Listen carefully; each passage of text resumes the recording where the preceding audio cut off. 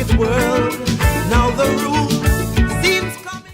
Ladies and gentlemen, welcome to episode 47 of the Caribbean Cricket Podcast.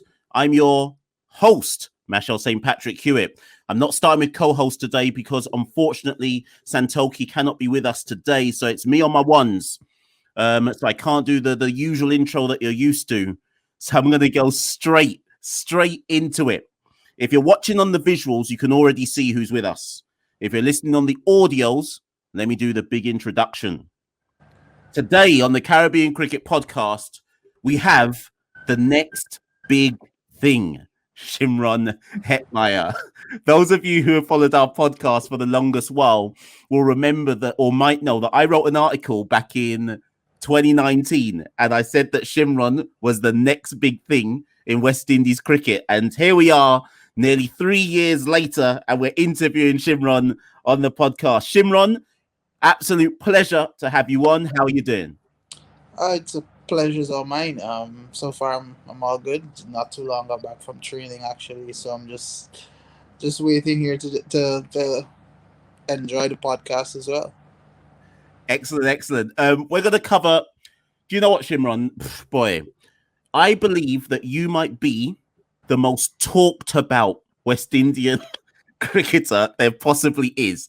When we told the followers, fans, supporters that Shimron Hetmyer is coming on, I've never seen the amount of questions for any other cricketer that we've got on before. So you've certainly got a fan base, Shimron. Whenever your name's mentioned, people are interested. But you know what, Shimron, we're gonna get straight into it.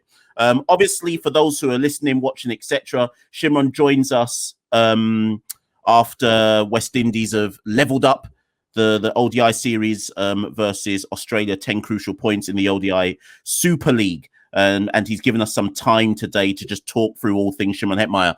But Shimron, I'm going to actually start here because I don't know how many people actually know this. Like I say, so many people have so many things to say about you, but you're the best person to speak on yourself. So Shimron, this is an open-ended question to start off with, but who is Shimron Hetmyer in your own words?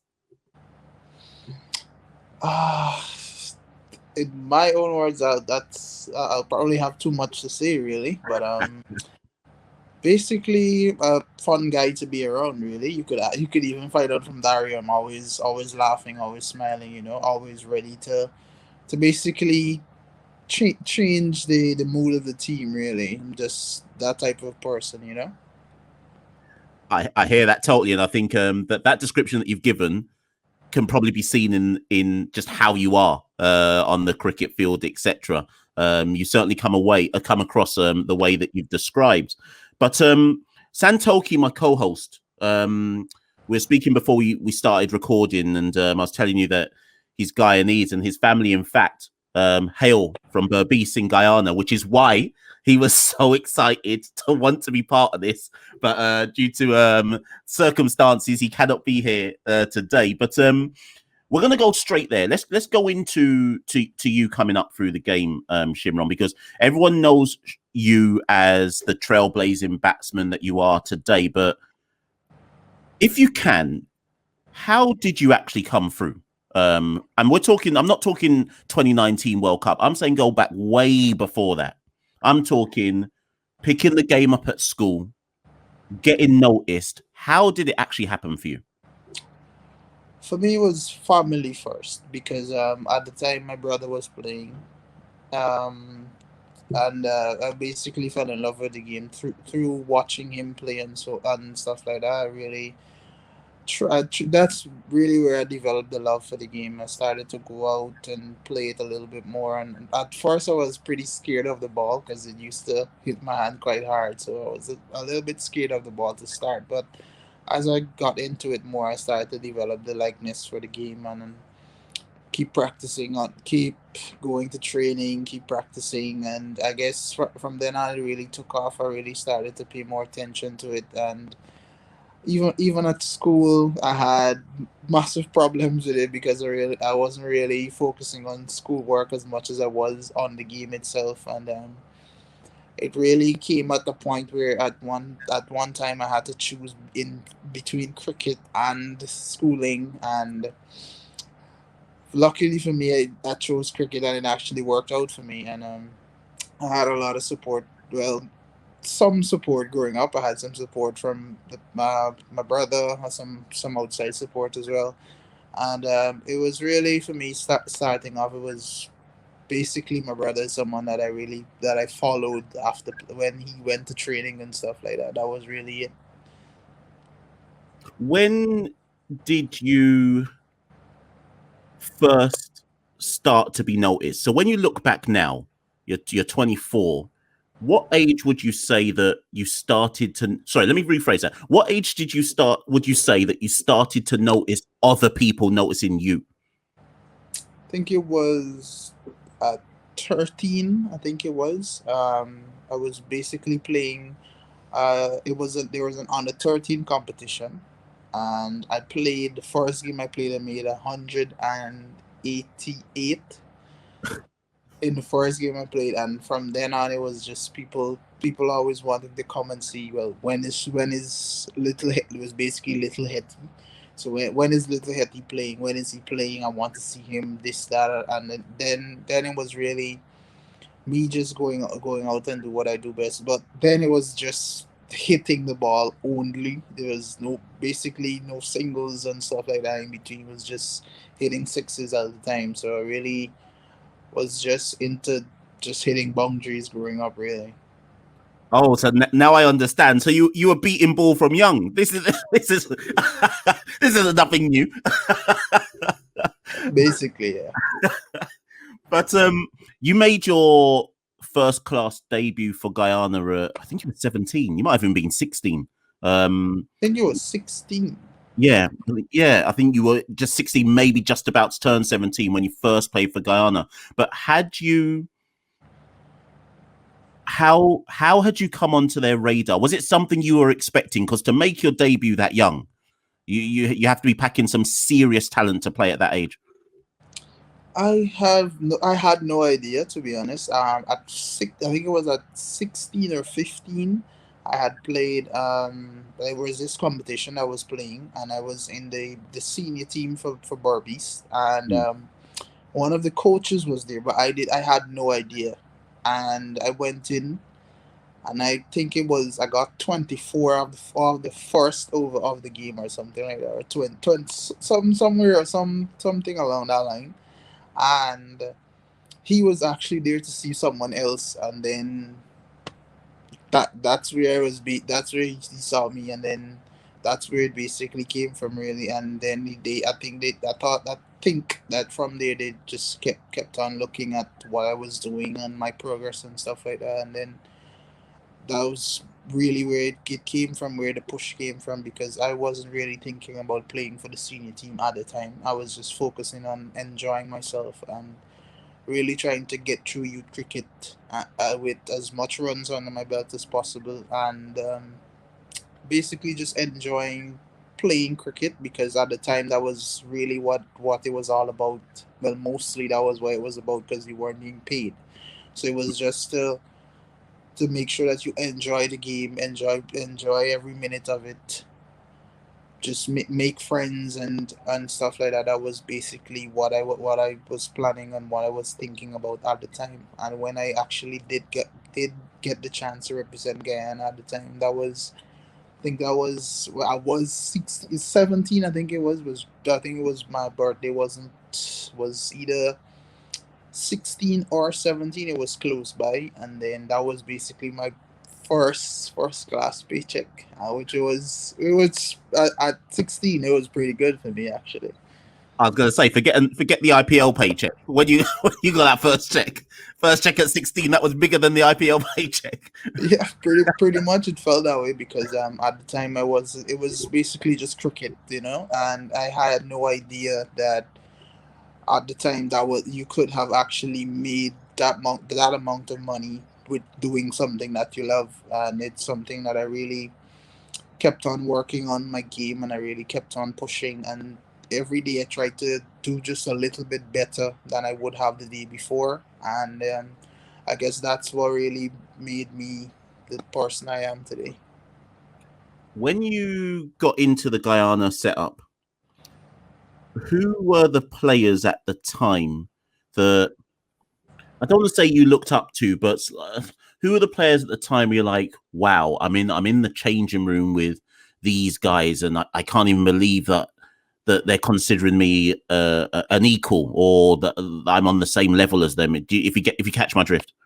At the time when I played my first game, uh, I think Dion Ryan was around. Mm, Shiv was there. Shiv was there as well, but I didn't think he had played that game. I think he had left and went to England. Um, there was some other guys that I actually played cricket with in Berbice, like some good friends of mine. They actually made it a little bit easier. mm. Um, those mainly it, and some of the guys I played with in Guyana as well. I played against them as well, so it was like not really something strange because there were always guys there that really tried to help me. There was one guy, Devendra Bishu. He was always there, always pushing me to do Mm. extra batting, extra fielding, extra running, and stuff like that. He was always just thereabouts, always just trying to help and just giving me advice each and every day as I just started and stuff, and it really helped me along the way. And even Ryan Griffith, the coach as well, they really pushed me to do the extra stuff to make my transition from regular cricket in Guyana to playing first class cricket for Guyana a little bit easier, and it really helped. So a lot of our listeners, we have a lot of listeners, UK, America, but obviously they're all diaspora. A lot of them are diaspora listeners, Caribs who are all over the world, and but for those who aren't Caribbean and possibly wouldn't understand, if you can just break down for us, Hetty, how the domestic structure works in Guyana. So you obviously would have played for Berbice, but for those who don't understand, how you play for Berbice, but another person's playing here, and how does the structure work when you're coming up through Guyana? In Guyana, it's really club cricket is where it starts, but for first, it's like you have. It would start at school, really, but in Guyana, we're trying to develop again to have back some school cricket. But when I had started, there was just a little bit. So it's school, then you find a club, like club cricket. Mm, From club cricket, there is an interzone where there is like you're just playing in Berbice. So mm, there's this where I'm from is New Amsterdam Kanji. So I'm from Kanji, and so we mm, have like a combination of teams, which is the New Amsterdam, and then some people from Kanji we come together and make one team, and then there's the upper quarantine, lower quarantine, West Berbice, and that's basically Berbice playing against the best from New Amsterdam Kanji, lower quarantine, upper quarantine, West Berbice, mm. playing against each other, and then from there you basically pick your Berbice team. So then you play for Berbice, you represent Berbice, and then straight on to Guyana from then on. So it's like all of them you have like the preparation, which is a camp that you have. So it's like a camp when you're there playing for the New Amsterdam Kanji team, a camp for the Berbice team. There's a camp for the Guyana team as well, and then the official team is picked. And when the team is picked, that's where you basically go from playing from club cricket, from school cricket, club cricket to playing for Guyana. Indeed, and many people won't know this about you, and possibly only Guyanese cricket fans would know this. But and I was actually gonna bring this up much later, but I think this is a perfect time to bring it now. Obviously, you've gone on to do a whole lot with your career, both for West Indies, franchise teams, Guyana itself, etc.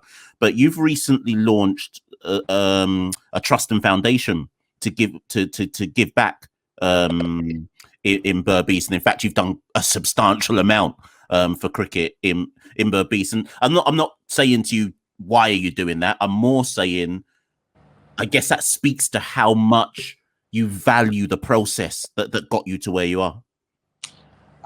If I'm to be brutally honest, that was Mm, my wife's doing. I was in Dubai. mm, I was there for PSL, and she spoke to me about Guyana. There was this massive flooding in Guyana at the time, and we had a conversation over the phone, and she was like, probably help these people, like mm, do something to help out instead of not just looking at it and reading about it on the internet. And I was because it's like something that we keep coming up with ideas, but sometimes it's just ideas, but it was something that she had her heart set on. So we basically spoke about it, and then a few weeks after it came into play and it happened. And from after seeing how it had really helped people and stuff like that, we said we'll continue to do it as much as we can and as long as we can. And it's something that I see it helps even cricketers now, that I'm seeing that it helps some young players that's coming up and stuff like that, and even some of the lesser families that are in places that's flooded. They have like food hampers. They go in and they try it as much as possible to help those families out and so on, like, and stuff like that. And so far it's been a success, and it's something that we will continue to do. And it's and her and there's a guy, there's the I think he's a part of the Guyana Cricket Board now, Mr. Hilbert Foster. He's played a massive part in the hampers and stuff actually being around, like, just people being able to get these hampers. He has played a massive role in helping those families as well, and even cricketers and stuff like that. He does that. He was even a massive part of my career as well, mm. because he was someone that actually helped me to be more focused and more disciplined on what I have to do and stuff like that. So it's really that whole thing was basically my wife's idea, as I said. Uh, you can understate your role, but you know what? I wanted to talk about that just because I think sometimes we can get fixated as sports fans, and we're only talking about the person and what they're doing on the field and so on and so forth, and we don't often actually talk about the good that goes on the field. So I thought it was important that people know that. But yeah, so we look at your career in Shimron, and everyone always talks about the World Cup, the 2019 World Cup, or 2016, sorry, under 19 World Cup, and I'm not going to go into that too much, only to really talk on, and we had loads of questions on this, Shimron, captaincy. So you captained our winning under 19 team, and I lost count of the number of people who messaged me saying, when you speak to Shimron, ask him about captaincy and does he one day hope to captain Guyana? Will he one day captain Amazon Warriors? Does he see himself as a future West Indies captain? So on and so forth. So Shimron, I'm putting it to you. Where are you with captaincy? And when you look back at the 2016 tournament, did you see yourself as a captain? Like, did someone have to tell you your captaincy material, or do you see yourself as that? 2016, no idea, to be honest. Because at 2016, that was the last time I actually played on the 19s, and I did not captain Guyana at that year. So when I was told that I would be given the opportunity really to captain the West Indies, I was surprised and excited as well, because I basically had never captained a big team, I would say, at the time. So I had some help and so on with some of the my good friends that were there as well, and the coaches and stuff. So it really helped. They really helped the transition a little bit easier for me. And even the senior team, I had captained one game, one Super 50 game. I think it was last year, and I won that game. So it's there. It's just for me to be given the opportunity, but I'm really looking forward to it whenever it is given to me, because it's something that I'm thinking about, but I'm not really trying to push it. I'm just trying right now. I'm just working on my game as much as I possibly can, and to get back to where I want to be in terms of being in West Indies team as as a regular person in the team and fitness wise and stuff like that. Just basically getting myself back to the point that I want to be and where I want to be in terms of all round person really. I hear that completely, and I'm gonna get into that. And actually, before I go there, just lastly on that World Cup, the Under-19 World Cup, you played in, and I think so. Yes, we're talking about you, but that team you played had Springer in it, Chemo, Alzari, Pope, Imlat, Gooley, whole bunch of players that have either made West Indies debuts now or they're on the first class list they've seen. Other than yourself, who was the most talented player in that team when you were there as a 19-year-old, when you were looking around at that cohort before you won the tournament? Who did you think, boy, this person's talented? Like, for example, did you think Alzari's going to play for the West Indies really, really soon? For example. Yes, I did actually. I actually had hopes for all of the team, for every single player of the team, because they all had shown different. They could stand up in different parts of the game and different aspects. Like Alzari was our go-to fast bowler, out and out fast bowler. Springer was basically our all rounder that could either bowl in the middle, finish the game with the ball and with the bat. Chemo the same. Imlak the stability guy, the guy that'll just go bat through the innings for us. Casey Carty, if Imlak gets out, he's the guy that would fill that spot. Gooley, a little bit of an aggressor, and an off spinner. Pope, the super aggressor. The team for me was well all rounded because everyone basically played their part in us winning the tournament, and us having a good friendship off the field just made it a little bit easier because we would have played against each other for a number of years before that in youth cricket. So playing with them at that time, it was much easier for me because you had the support of some good friends and some fantastic players as well. You transitioned out that World Cup, and before you knew it, you were in the West Indies team. Now I'm gonna be honest with you, Shimron. So when you debuted in Pakistan, obviously I'd heard of you, we'd seen the World Cup, but at the time I was like, whoa, how's Shimron in the team already? No, and that didn't mean I didn't think you were good enough, but I was like, that surprised me. So I want to know if it surprised you, if it surprised you as well that you made the jump that quickly.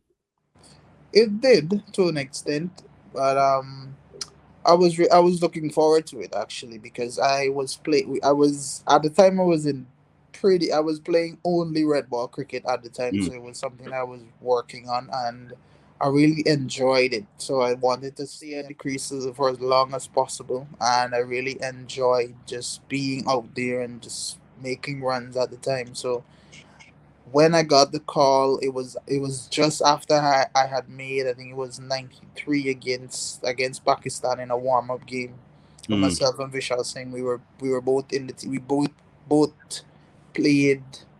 I think it was that same game or the three games in that series as well.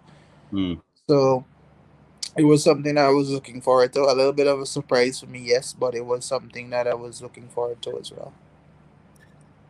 So you make that debut, you go to New Zealand, you make runs there. Essentially, from there, you basically establish yourself from there, both in red ball, white ball, etc. Now, rather than me talk about the great innings you've had, whether in tests or ODIs, I'm going to fast forward. In fact, let's look at red ball first and foremost. Where do you see your red ball career so far? I know you said you want to make sure you get back in West Indies colours, but you've been out of red ball for a while, both domestically and with West Indies. So where do you see yourself in terms of red ball cricket? Red ball cricket for me, right? It's still something I enjoy playing.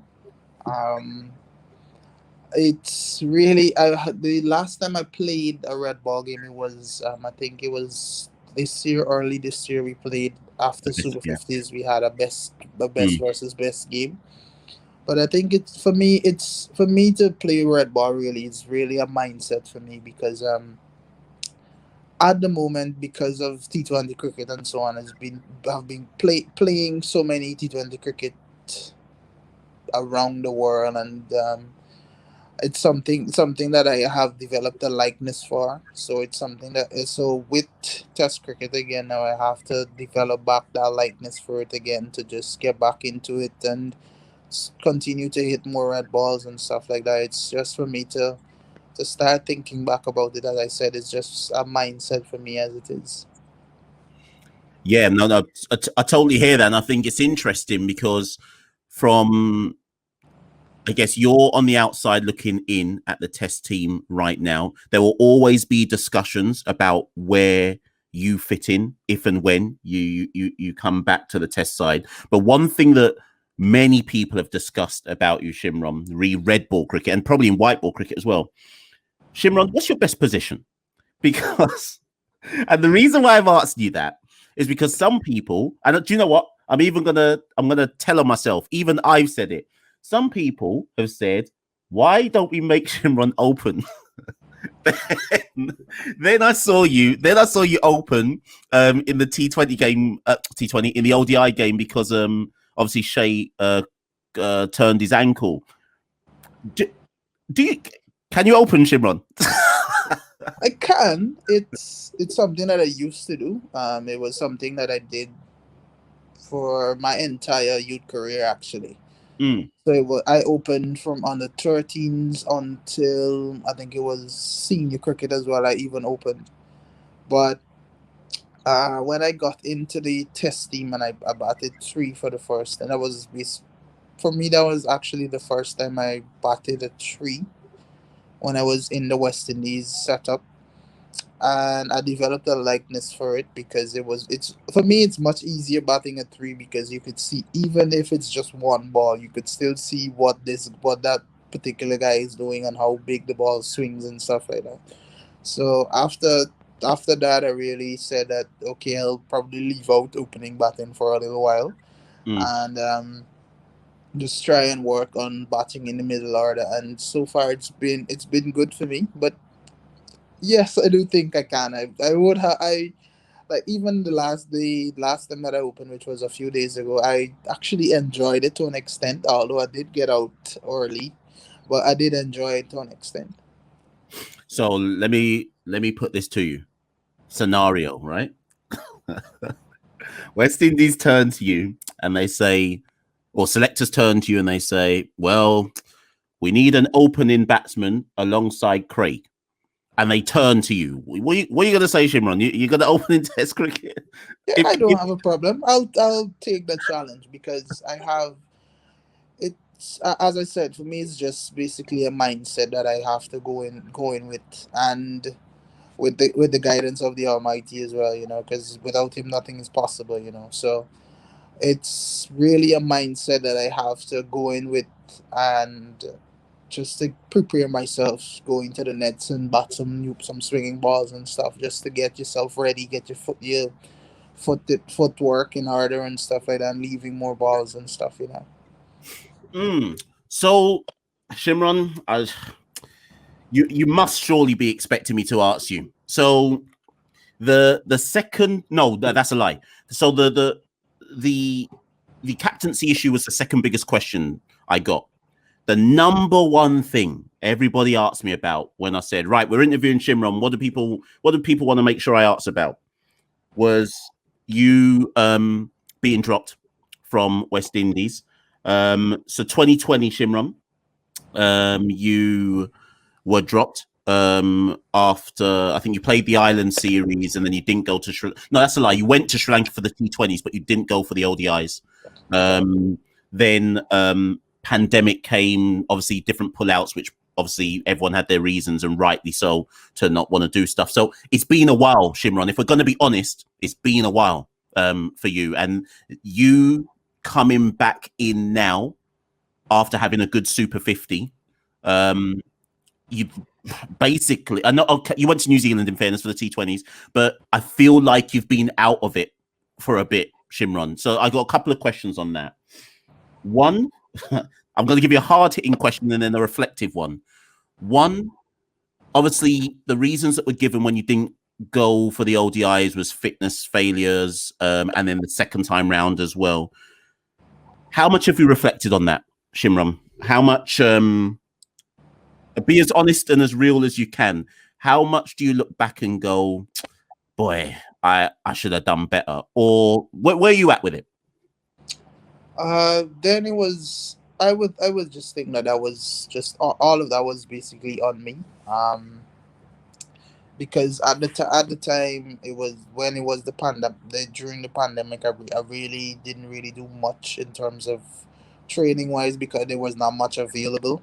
Um, being in the pandemic, you were really scared of really catching COVID at the time because there were no vaccines or anything that you could take. So it was no at the time there was nothing that could really stop you from getting COVID. So I really tried to stay home as much as possible, and me being at home wasn't or didn't really give me the chance to do as much as I would have liked or much as I should have. And then basically just after there was a test and I didn't pass the test because, well, basically because of the reason that I wasn't really doing as much as I should have. And then after I was dropped for that ODI series, I went back and then it was like, okay, you shouldn't let this happen again. This shouldn't be a reason why you're not picked. And then I went and I worked and worked and worked. I think it was 2 weeks after or a week after they said they would have came to me to do the retest, and then I worked as hard as I could have for that week, and then the following week I did pass the test and I went down to Sri Lanka and did some more running there again. I came back and I was like, okay, I'm in a good headspace.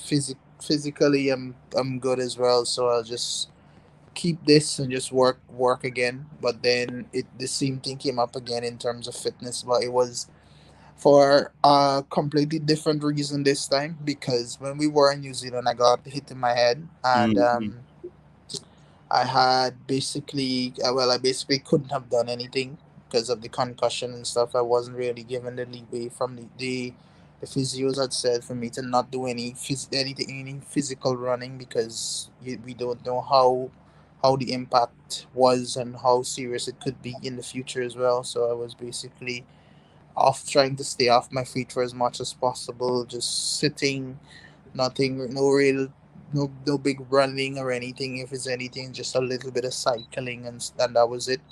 And then I had the fitness test just before the Super 50s as well, which we played against Sri Lanka again in the Caribbean this time. That was just after, I think it was before the Super 50s I did one. Yeah. And then during the Super 50s I did another one that I had passed. But at the time, I think the team was already picked, so I had couldn't really have done anything about that at the time because it was basically too late at the time. So all things considered, it's really it's the fitness wise is really something that I work extremely hard on now because I know how important it is in terms of playing all of these matches and stuff, just making sure that your body's in the right order and how you actually want it to be because you don't want to be playing and then you're injured and then you're out for a long time and stuff like that. So I try as much as possible now to do a lot of running, a lot of basically a lot of cardio. When I have the chance, hit the gym, the pool, beach, whatever I can do, and just get as much as I can while I am on tour, and even when I'm at home, try to do as much as I can with help of my wife because she pushes me to do more as well, which is something that I really love as well. And For me, it's really the more I do, it makes it much easier when it's time to go on the field and perform because you focus more, you're more in tune on what you have to do, and it's a little bit easier for you to carry out those roles that you're required to. So let me throw this at you then, Hetty. Would it be fair to say that now you're back? You, yeah, what am I trying to say? Here? Now you're back. You're making up for lost time, so to speak. Because I guess, do you know what? Because I'm speaking for myself here. I feel like you needlessly lost a year in the Maroon.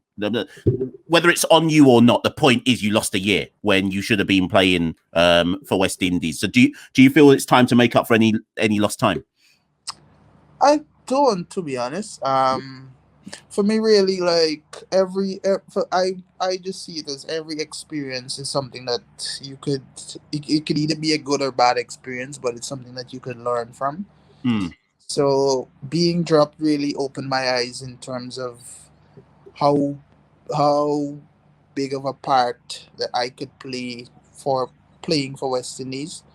So it's something that I really learned from, and I'm really starting to work as hard as I can, as I said, to make sure that I'm here.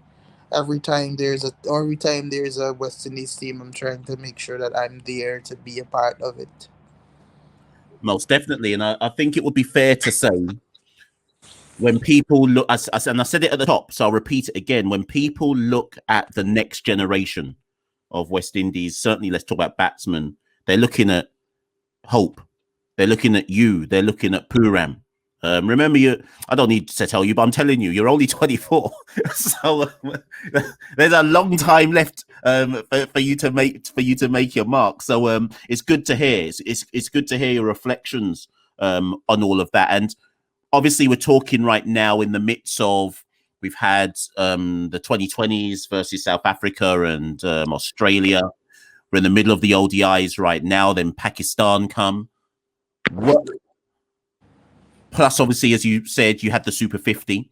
Where do you see your game right now? How happy are you with your game right now? There's been a few knocks in the T20s where I see that your touch, I can see it. So how are you feeling? How are you feeling about your game?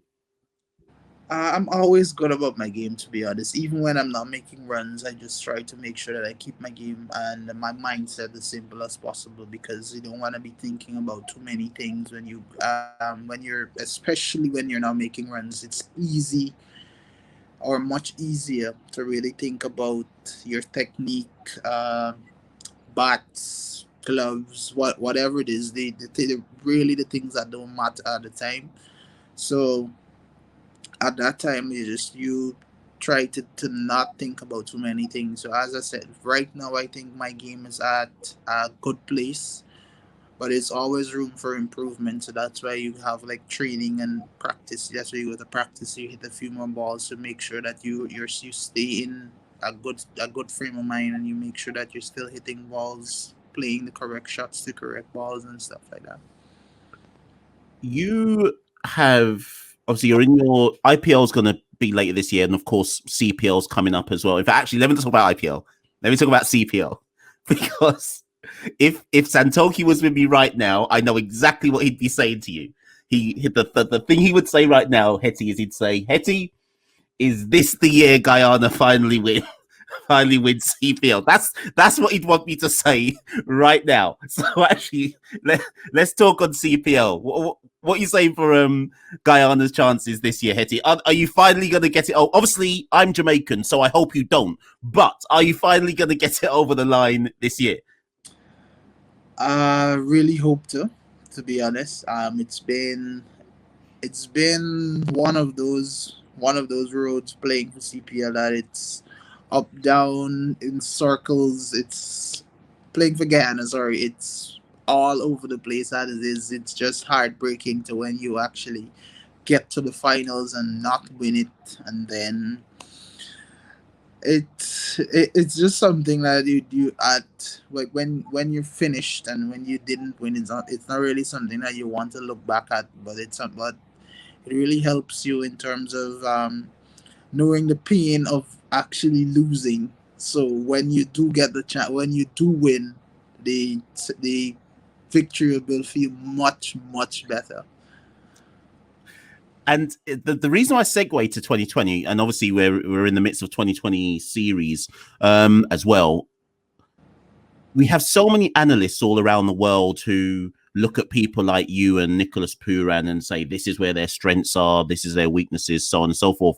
Now, Pooran yesterday, after the ODI win, was talking about how he targeted Zampa and wanted to take him down. And on commentary, they were saying Nicholas Pooran believes he can destroy any spinner, etc., etc. Fine, that's Pooran. But let's talk on you. What do you consider your strengths? And I'm not saying give away your secrets, but when we've seen you do it for Delhi, we've seen you do it for RCB, for Amazon Warriors, etc. You've said you've been hitting 4s and 6s since you were young, but I'm intrigued. I want to get inside the mind of Shimron Hetmyer. When you're on song, and I saw you do it in Super 50, I'm trying to remember which side it was against. It's like you just clicked and said, it don't matter who's bowling to me, I'm taking you all down. So how does it work inside your head, Shimron? Are there particular types of bowlers where you say, I can destroy this kind of bowling no matter what? At times there is, but for me, when I'm in flow, it's when I could get a single off of every ball. That's really something that I would have worked and continue to work on each and every day when I go out to the net. I just try to make sure that when I'm at the crease, I could get off strike as often as I would like. And after that happens, it's just basically everything flows for me after that. It's really, but if you're saying like who I would target, most times the ball spinning in because that's much easier. And but the main thing for me is just to get off strike as much as possible. What has I think one of the questions I got was please ask Shimron about his experience working with Ricky Ponting at Delhi. And I mean, last year for Delhi, I think you were coming in at 6. This year it's slightly different. So what's that been like? It's been fun, actually. He's really someone that you could learn a lot from once you sit and listen to him. Really, he really helps you in whatever area you could basically ask him any question, and he's always there to help, which is always what you want as a player coming in, as a young player going into any cricket. Even as a senior player, once there's someone there that could lend some advice to you, or even throw a few balls to you, and all that on itself, it really helps. And he helped me with my pull shot. I think it was in 2019. No, 2020. It was last year where we were in Dubai, and he was showing me like how he played the pull shot when he was playing and what he did and how he went about doing it and his thought process and stuff like that. And that really helped me in terms of my thought process for the remainder of that year. When we played the IPL, it was something that the bowlers did to me, and getting that advice from him, it really helped me to put away some of those balls and even get off strike to them. And then I did my best to take that information back into West Indies and into my game. And even when I was back with them this year, when it had actually called off, I really took back into that IPL season as well, and it really helped as well. So it's so many things that he would help you with it. So it's too numerous to mention, really, but there's always ways that he would help you in that vein.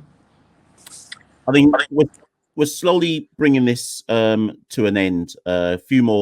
Just a few more, and we're going to wrap this one up. But one of the reasons I asked you that, Ponting and Delhi, is because the role you play for different franchises isn't necessarily the role you play for the West Indies. And I think some people might get confused because you might have, like we've seen it already versus the Australian South Africans, you might have Chris come at 3, then you're coming at 4.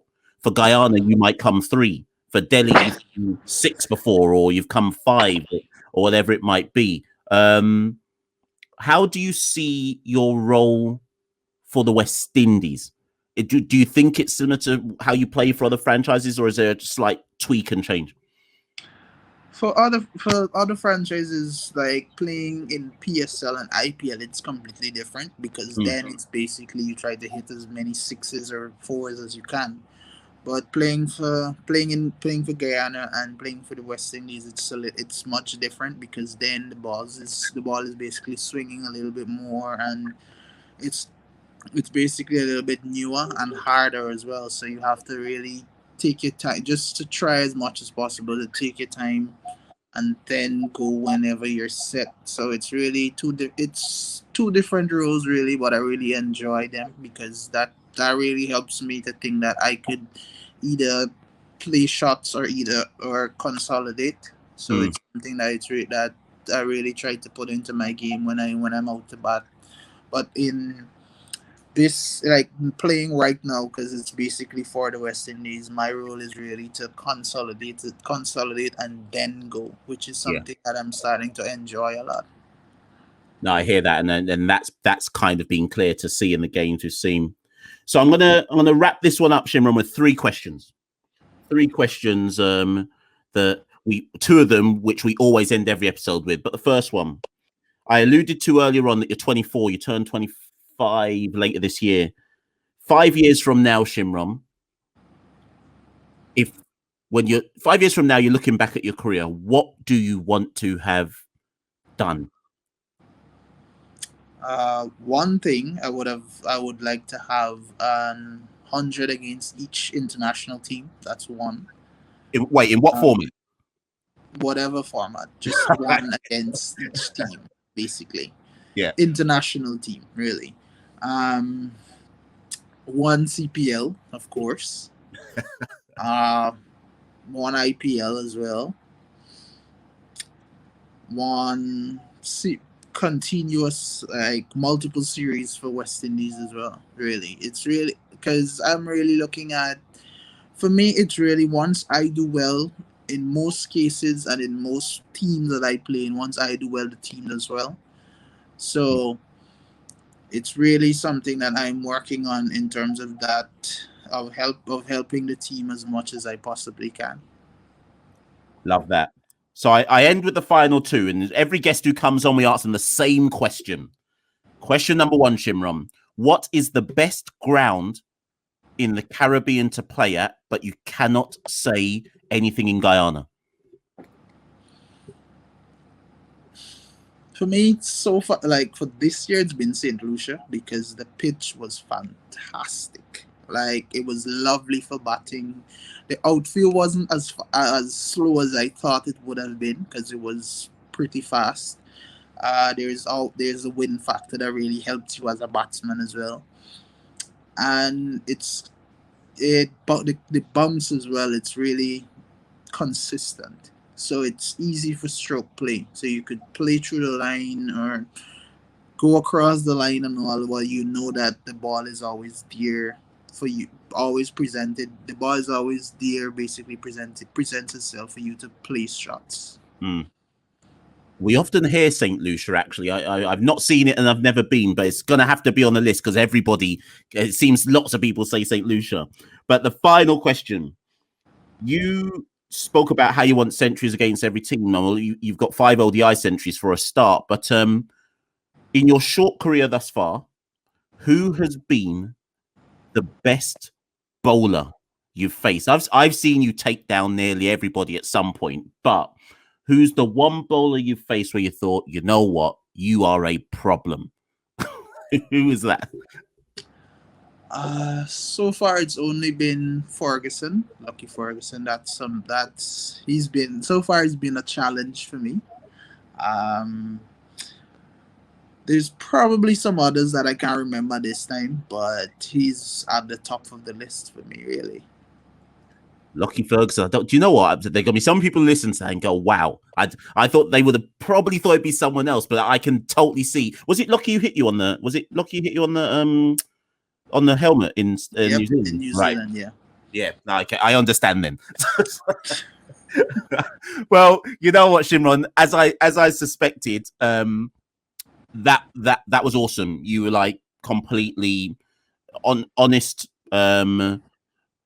told us anything and everything that you wanted to say, and I just want to say thank you for coming on the Caribbean Cricket Podcast. Obviously, like I said at the top, you're in the middle of series right now, T20s, ODIs, etc. So all the best with that. We're watching all around the world, wanting you to do the best for the West Indies. It's great to see you back in the maroon. All the fans are glad to see you back. So long may that continue. But thank you for coming on, Shimron. Much appreciated. Yeah, cheers, no problem. I'm always here. Just to send a message, and I'll be on. No worries. Well, you heard that there first, ladies and gents. Shimron said anytime. But ladies and gentlemen, that's been episode 47 of the Caribbean Cricket Podcast. Thank you and good night. We rule the cricket world. Now the rules